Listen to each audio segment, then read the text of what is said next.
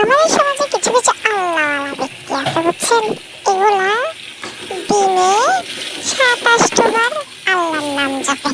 আল্লাহর নাম থেকে বেশি জপে যে কি জানে, তারপরে কি হয়েছে, তারপরে কি হয় নাই, কে জামাই নিয়ে সুখে আছে, কে জামাই নিয়ে অশান্তিতে আছে, কার জামাই কাকে কি করতেছে, এগুলা মানে নিজেরা ভিতরে বলা বলি করবে, তাদের মামা খালা ফুফা যারা আছে তাদেরকেও বলবে, বলে কি যে শান্তি পায় আল্লাহ জানে। কি রে রে, তোর মামা খালাগুলো তোর আমার, বললে তোর সরম, আমার কিছুই যায় আসে না, তাই না?